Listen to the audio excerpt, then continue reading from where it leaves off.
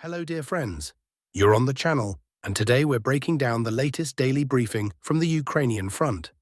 First of all, I want to say a few words about today.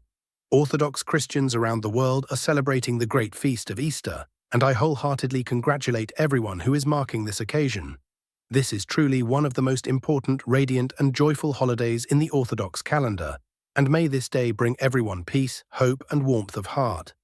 However, holiday or not, events on the front do not stop for a single day or hour. Despite the declared ceasefire, which was at least supposed to be in effect on paper, the real picture on the front line looks entirely different. Guys from all sorts of different sectors personally wrote to me, and they all say the same thing in unison. The ceasefire is not being observed. Drones continue to circle in the air, both Baba Yaga models and FPV units. Artillery periodically opens fire. Territories are being remotely mined with the clear purpose of making the evacuation of the wounded and the dead as difficult as possible. In short, it's a complete disgrace.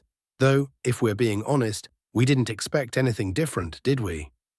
Such is the reality of this war. Nevertheless, despite all of this, truly encouraging and even heartening news is coming in from the front. And not just good news. On one particular sector, a genuine breakthrough of nearly 5 kilometers in depth has been recorded. That, you'll agree, is an entirely different scale. We haven't seen anything like this in April, or indeed in March either. Usually we were talking about advances of 1 kilometer, 1.5, rarely 2. But here, nearly 5. So let's break down in detail exactly what happened. Breakthrough in the Sumy region, nearly 5 kilometers deep. The main story of the past day is a large-scale and well-documented breakthrough on the very sector about which I had been dropping hints since the very beginning of April, saying that good news should be expected here. We are talking about the Krasnopillia district of the Sumy region, specifically the area around the village of Novodmitrivka. Just a few days ago, we were discussing signs of Russian military build-up in this area. And then yesterday, closer to evening, concrete and irrefutable evidence arrived. Objective control footage, showing Russian infantrymen directly in the eastern part of Novodmitrivka. I want to emphasize this in particular because it is fundamentally important. We are not talking about someone's claims or some analyst's map. We are talking about actual video material recorded at the scene of the fighting. The total advance into the Sumy region amounted to 4 kilometers and 700 meters. That is, as I already said, practically 5 kilometers. This is an outstanding result for the current stage of hostilities. Now let's examine why this advance is especially impressive from a tactical standpoint. If you look not at a regular map, but at a terrain relief map, it immediately becomes clear. This is not flat, open ground. The fighters of the North grouping pushed through a dense forest with constant and very significant elevation changes, with numerous ravines, hills, and other natural obstacles. Across such rugged and difficult terrain, starting effectively from the state border itself, they launched a rapid thrust of nearly 5 kilometers into enemy territory and dug in on Horodnia Street in the eastern part of Novodmitrivka. It was from there that the footage came showing Russian fighters coming under attack from Ukrainian FPV drones. What is critically important right now from an operational standpoint? Undoubtedly, the priority is to first consolidate the captured positions and simultaneously expand the zone of control. And the key objective is not so much the settlement itself, but rather Veliki Lis, the Great Forest, which is the name of this extensive woodland. If it proves possible to fully clear the forest to the east of Novodmitrivka and to the north of it, Ukrainian forces will have virtually no room left for maneuver or counterattacks. The southern section of the forest, incidentally, is already under our control. The strategic significance of Novodmitrivka itself is difficult to overstate. Let's simply look at the map.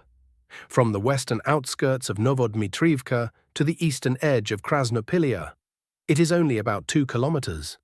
2 kilometers is a negligible distance, especially since this entire territory is rich in vegetation and greenery, which greatly facilitates covert movement.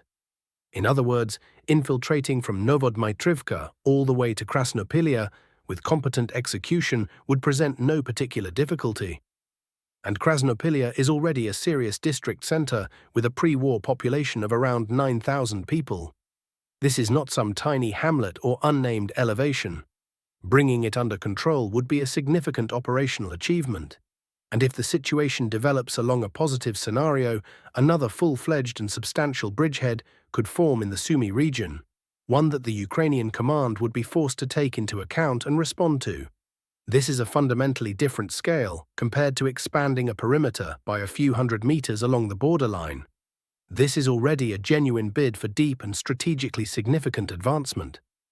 Beyond the breakthrough near Novodmitrivka, over the past day, there was also information about expansion of positions on the main Sumy bridgehead, south of Vorozhba and Yablonivka, in the direction of Novosich and Khapovshchina.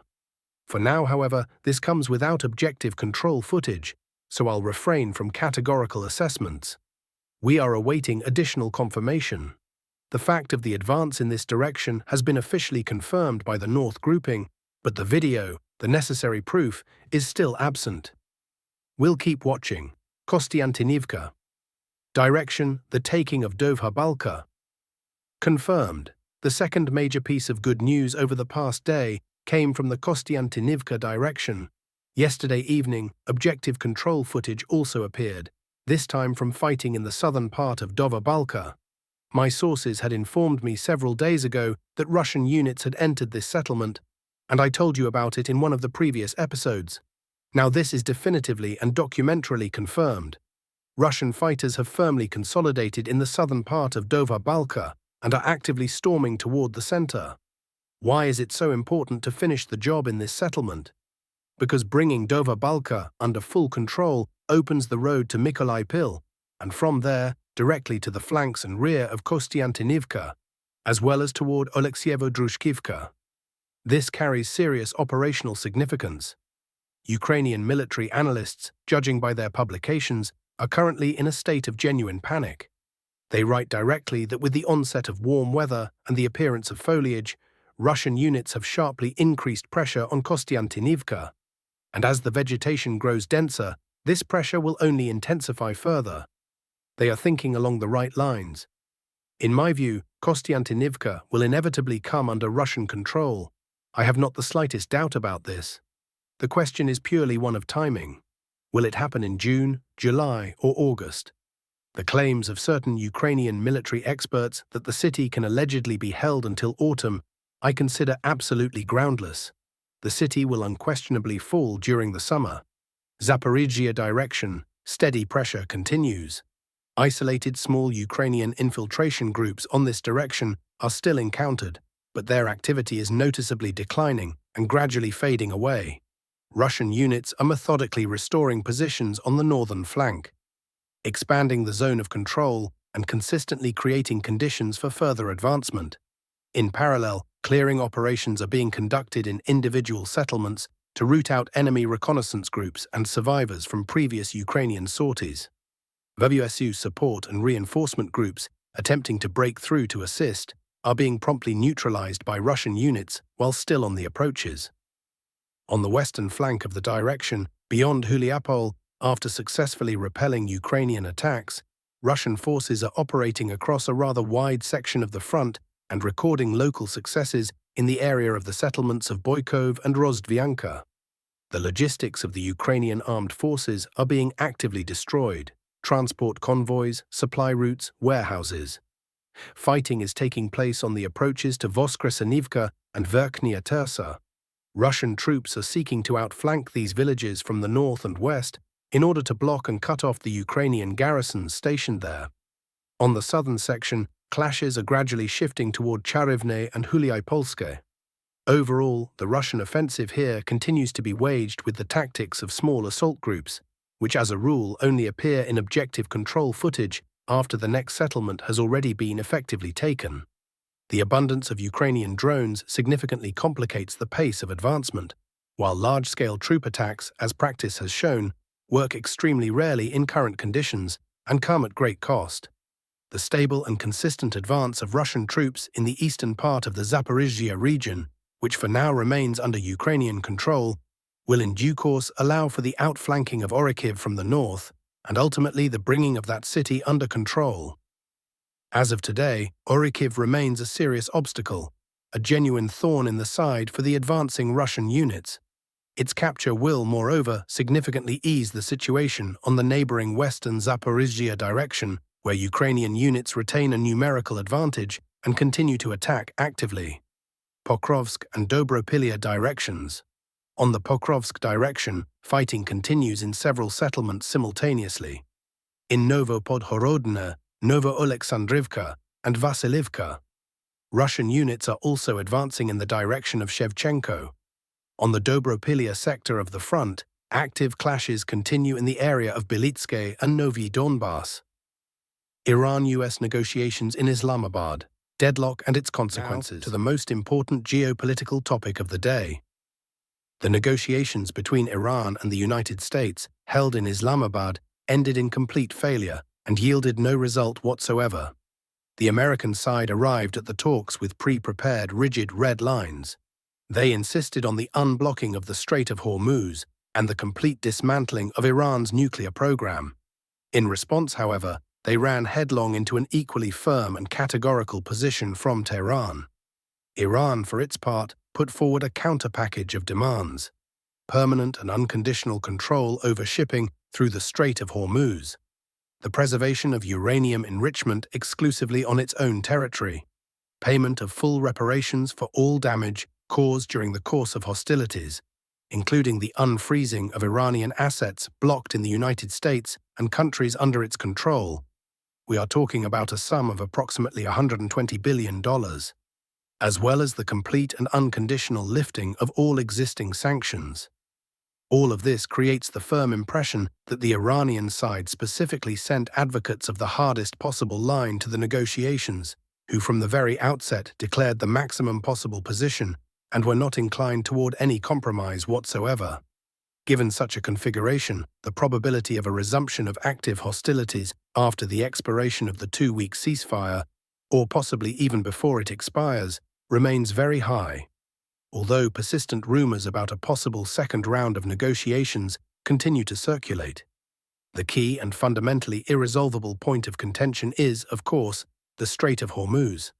Leaving it under full Iranian control as a result of this war would represent for the United States the most humiliating defeat, possibly the most painful since the shameful withdrawal of American troops from Vietnam and the fall of Saigon in 1975. But beyond the reputational damage, it would also be a colossal economic blow. Through Iran, China would gain effective control over oil exports from the Persian Gulf states, that very petrodollar domain that the United States had been building and guarding for decades.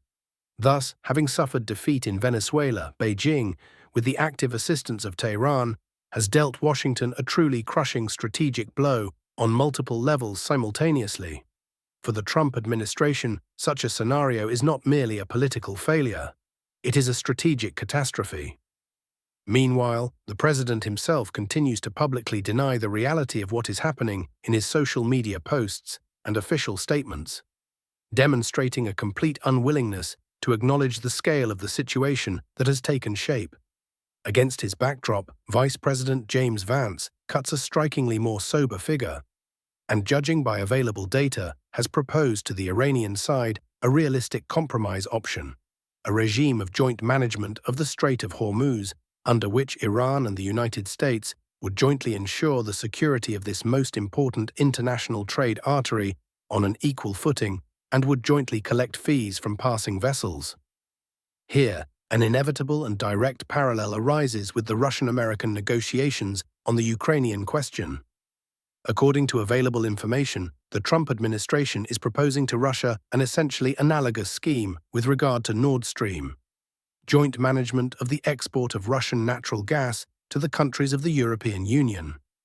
And this, against the backdrop of ongoing deliveries of American weaponry to Ukraine, the transfer of intelligence data for strikes directly against Russian territory, and the effective waging of a full-scale proxy war against Russia. The logic, to put it mildly, is a peculiar one. What is telling in this context is Iran's behavior. Its military and economic capabilities are incomparably more modest than Russia's, and yet Tehran found within itself the resolve and political will to say a firm and unambiguous no to the Americans. In general, Iran's conduct since the beginning of the American-Israeli aggression in February deserves separate and careful analysis. Before this, Tehran had been consistently making concessions. It effectively handed over the Assad regime in Syria, suffered defeats and losses in Lebanon, accepted strikes against its own nuclear facilities, and silently swallowed all of this. But when it was ultimately backed into a corner, Iran made the decision to stand to the end. And as of today has placed its incomparably stronger and more powerful opponents in an extremely difficult and awkward position. And here, a natural and legitimate question arises, which I think many people are asking themselves. What if Russia, a country with colossal strategic, military and economic capabilities that are incomparably superior to those of Iran, instead of endlessly seeking agreements with Washington, had decided to significantly and decisively raise the escalation threshold in Europe? Would the Ukrainian problem not have already been resolved long ago? The question is, of course, a rhetorical one, but an extremely telling one.